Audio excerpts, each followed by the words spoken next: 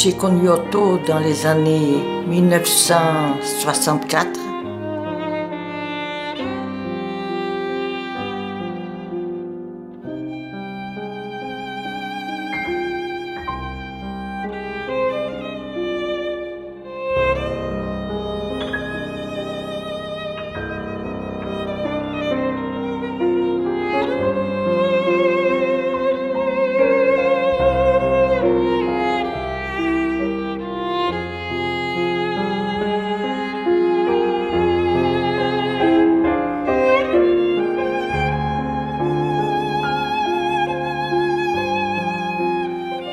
J'avais 20 ans, à la veille d'avoir 21 ans.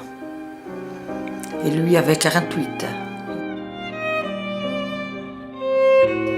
Il était au Brésil.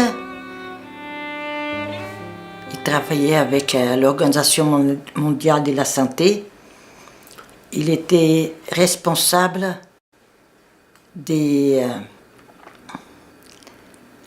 la santé publique au nord-est du Brésil. Et il arrivait de l'Afrique. Non, à ce moment-là, il arrivait de l'Haïti.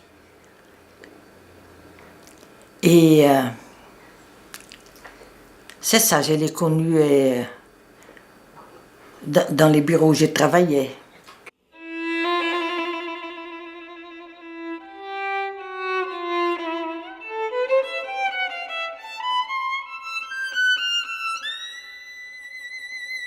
Otto, il était allemand.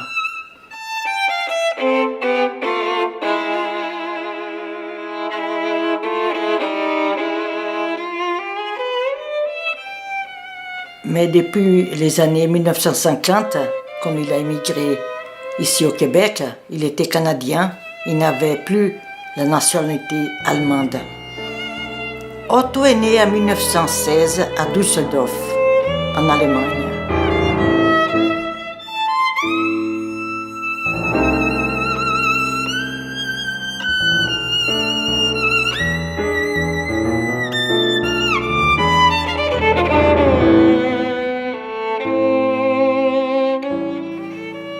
Et ses parents sont allés vivre à, je crois, Silstedt, qui aujourd'hui c'est la Pologne.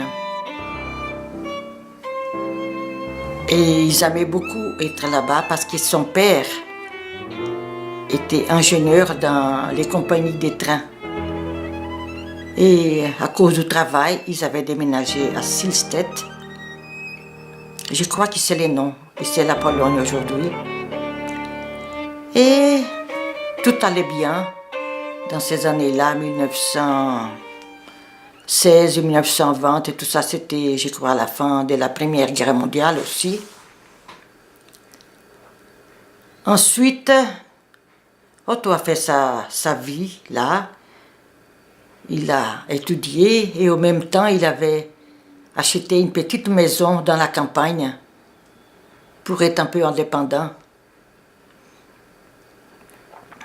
Et je crois que quand la Deuxième Guerre mondiale a commencé, ils ont dû fuir et revenir en Allemagne parce que les Russes attaquaient déjà cette partie de la Pologne. Ils avaient pris, pas les Russes, mais je crois, attends, c'est ça, les Russes avaient pris cette partie de l'Allemagne. Et il est retourné dans l'Allemagne de l'Ouest et il a étudié pour devenir médecin et il devait changer d'université tous les ans parce qu'il ne voulait pas adhérer au système nazi, avoir la carte du système nazi. Et chaque année, il changeait d'université pour continuer la médecine. Ici, il s'est formé très jeune, médecin, et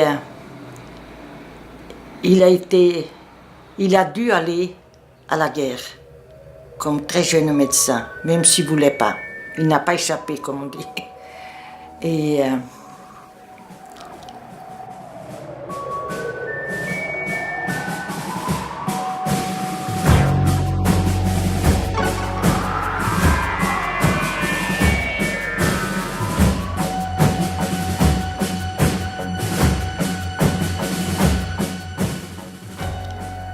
C'était très difficile. Je ne peux pas vous raconter tous les détails de cette guerre-là, parce que lui n'est plus là pour raconter. Je vais raconter les peu que je sais. Il a dû même aller au front russe. Et ils étaient habillés en été, c'était l'hiver, ils avaient très froid. Et il était médecin au front. Et il devait ramasser les soldats qui tombaient comme des mouches. Ils étaient dans une cabane où il y avait beaucoup de punaises. Et à ce temps-là, ils fumaient. Je crois qu'ils fumaient un paquet par heure parce que c'était très difficile de ramasser les cadavres, ou presque, et de les envoyer quelque part pour soigner. Je crois que c'est à ce moment-là qu'il a contracté le tétanos au pied. Et il avait une tante, la sœur de sa mère, qui était mère générale dans un couvent. Et il priait beaucoup pour Otto. Et Otto disait que c'est à cause des prières de sa tante qu'il a eu ce tétanos et il est parti de la guerre, sinon il serait mort là-bas pour être soigné. À l'époque, il n'existait pas encore d'antibiotiques. Et qu'est-ce qu'ils ont fait? Ils ont coupé son pied. Comment est-ce qu'on appelle ça? Les orteils. Un morceau de gros orteil. Et il est allé faire sa récupération. Et voilà. Ensuite, je connais une autre partie de sa participation à la Deuxième Guerre mondiale. C'est qu'on est allé en France. Mais je ne me rappelle plus les détails. Je sais seulement qu'il avait beaucoup de cauchemars. Et je crois que c'est seulement à la fin de sa vie que les cauchemars ont arrêté.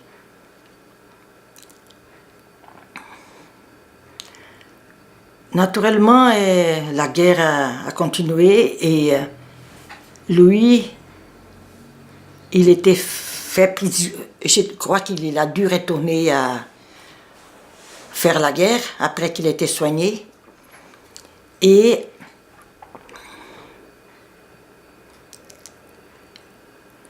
il a été fait prisonnier par je crois que ça c'est déjà en Italie, quand il montait au front là. En Italie, il s'est fait prisonnier. Et je crois même qu'il s'est fait prisonnier par les Italiens. Après, c'était chez les Américains.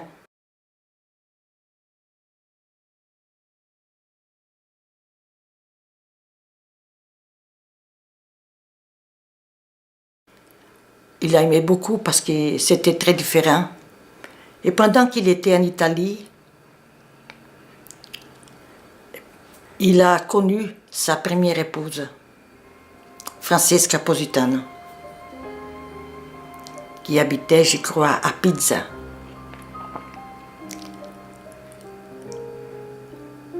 Et voilà, ils sont ensemble et elle tombe enceinte de sa première fille.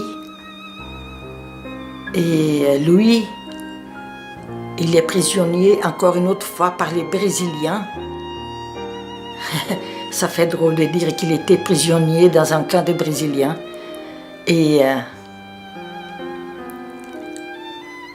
il retourne à Lindau, en Allemagne. Et aussi chez ses parents. Et là, la guerre est finie, il pense toujours à sa première épouse, à Franca, qu'il a laissée en Italie. Il l'a fait venir. Et il a réussi, je crois, à la faire venir seulement quand Mia avait 2 ans, sa première fille.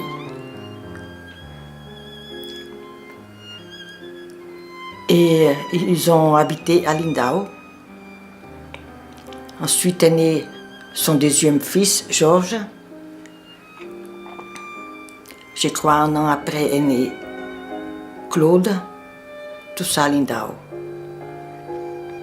Et Otto, après la guerre était finie, il travaillait avec des sœurs, je crois, les sœurs du couvent de sa tante, pour ramasser des fonds. Je crois que c'est Caritas au Croix-Rouge. Et ils sont venus ici, en Amérique du Nord.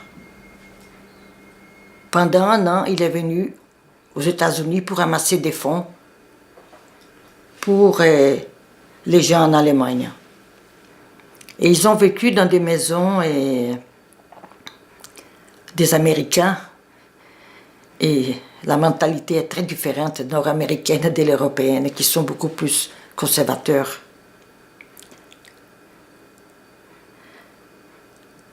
Et je me souviens qu'il disait, nous étions là en train de souper et de manger, et là, les femmes disaient, ok les hommes, maintenant vous allez à la cuisine faire la vaisselle. Ici, ça marche, tout le monde met la main dans la pâte.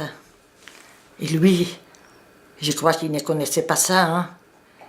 Les hommes ne vont pas à la cuisine. Enfin. Mais il a appris tout ça, la mentalité différente des Américains.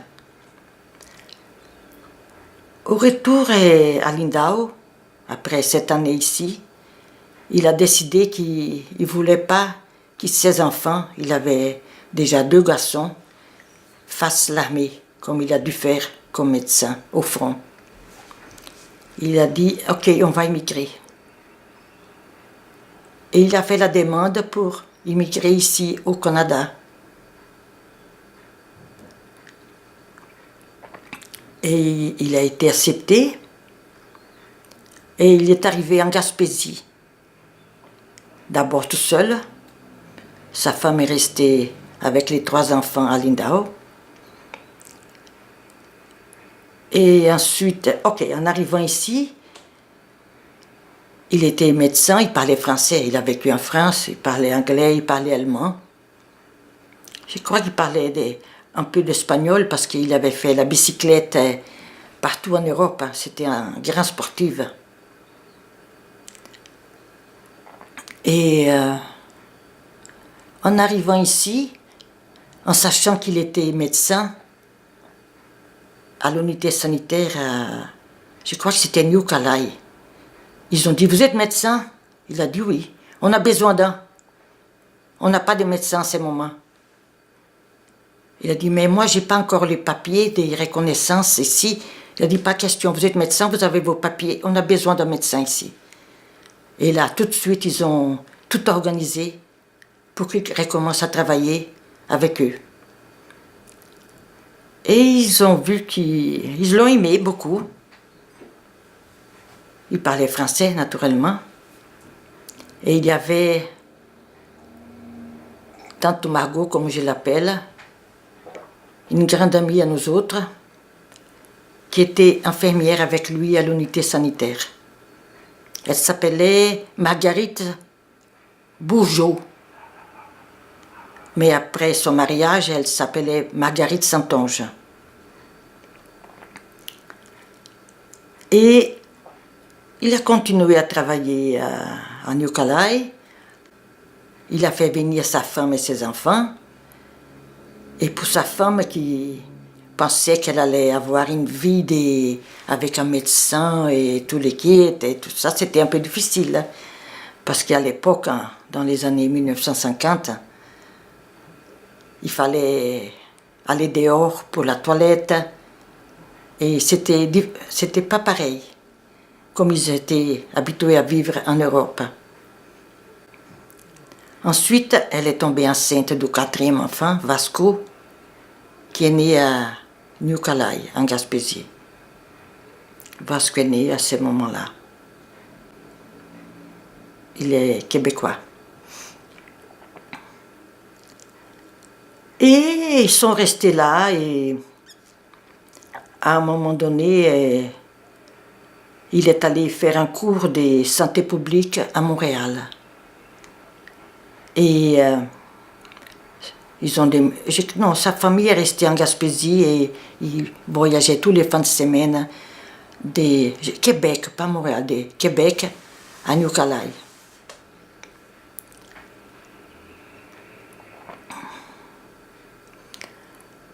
Et il est retourné habiter à New-Calais, pratiquer. Il était très aimé, il faisait partie d'un groupe d'hommes qui aimaient beaucoup les sports et les activités sportives, quoi. Il y avait un ami qui, après, c'était devenu mon ami aussi. Il y avait André Goudreau, qui était très connu ici à Hydro-Québec, je crois. Et il y avait un autre Gourdeau à Québec, Georges Gourdeau, je crois. C'était un groupe d'amis, Otto, André et Georges, je crois, Goudreau, qui s'étaient nés ensemble. Et c'est Georges Goudreau même, il a été ministre du temps de l'évêque, ministre de l'environnement et des Indiens, non, ministre pour les Indiens, ici. Un homme très très sympathique, Georges Goudreau, qui habitait au chute Montmorency à Québec. Et nous sommes allés plusieurs fois les voir et sa femme, Monique, était peintre. Elle faisait de très beaux tableaux. Nous a reçus souvent. Et c'était André aussi, nous sommes allés les voir. Il avait beaucoup d'enfants, il était ami avec Otto, les enfants d'Otto. Et je crois qu'il y a Albin Paquette, c'était le ministre à l'époque de la santé ici. Hein. Il avait entendu parler d'Otto. Et ils avaient besoin d'un médecin ici à l'unité sanitaire. Et ils ont demandé s'il voulait venir ici. Otto a dit oui. Et là, il est venu, il a déménagé ici. Dans le train pour Sainte-Adèle, il y avait un homme qui voulait débarquer. Mais allez donc débarquer. Otto a dit oui. Et là, il est venu, il a déménagé ici, à Mont-Laurier. Je crois qu'il est resté 4 ans en Gaspésie. Et il a acheté la maison à la montée l'éveillé avec l'aide des 2 infirmières ici qui étaient très connues. Le train du Nord, le train du Nord. Au bord d'un lac, des petites maisons, ça vire en rond. C'était un couple très intéressant, les 2 infirmières. C'est eux qui ont aidé Otto à acheter la maison. Parce que comme médecin à l'unité sanitaire, il n'avait pas la capacité tout seul d'acheter une maison. Ainsi, il a déménagé ici. Le train pour Sainte-Adèle est rendu dans le bout de Mont-Laurier. Personne n'a pu l'arrêter. Paraîtrait qu'on l'a vu filer dans le firmament la nuit.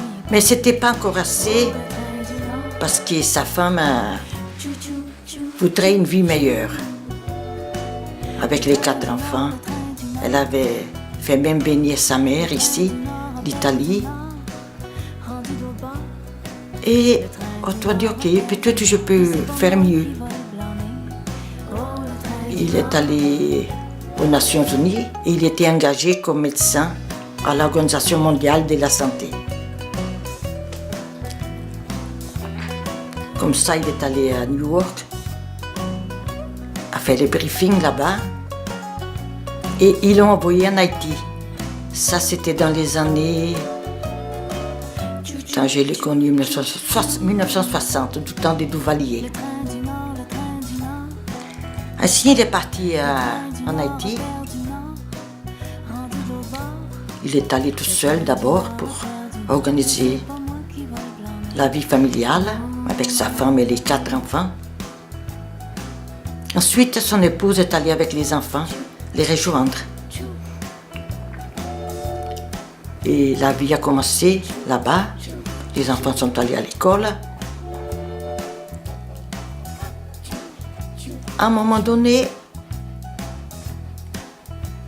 son épouse a dit qu'elle voudrait retourner en Italie pour l'éducation des enfants. Elle ne trouvait pas que c'était assez bien pour les enfants là-bas. Ainsi, elle est retournée en Italie avec les enfants. Et Otto a continué sa mission en Haïti.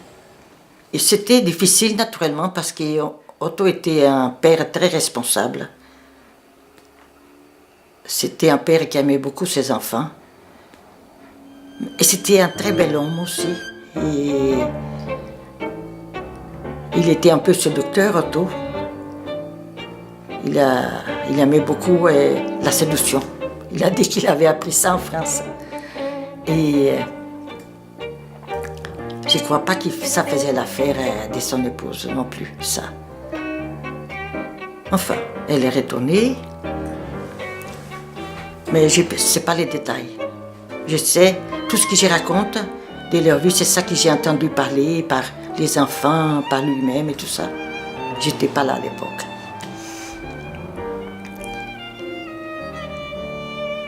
Ensuite, Otto, en étant en Haïti, il retournait quand il pouvait aller voir la famille en Italie. Il s'ennuyait beaucoup de ses enfants.